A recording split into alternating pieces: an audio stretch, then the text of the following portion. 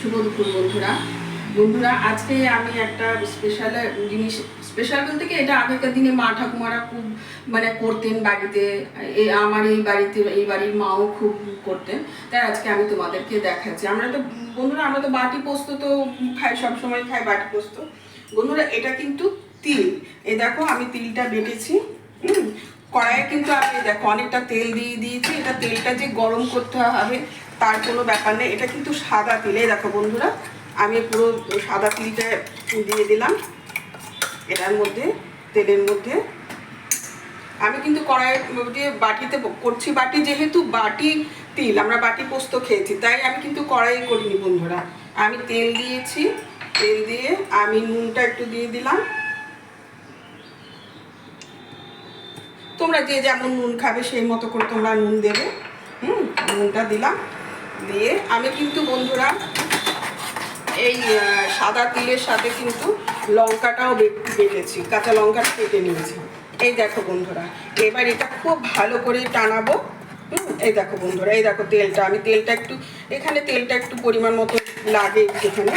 তেলটা এর সাথে ভালো করে মিশবে, একদম যেমন আমরা বাটি পোস্ত খাই বন্ধুরা, সেরকম এটা বাটি পোস্তর মতো হবে।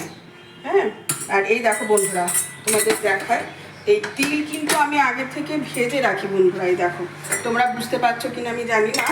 এই দেখো তিলটা দেখো বন্ধুরা, তিলটা দেখো কেমন লালচে লালচে হয়ে রয়েছে, দেখেছো তো? আমি তিল না সবসময় এরকমভাবে ভেজে রাখি বন্ধুরা।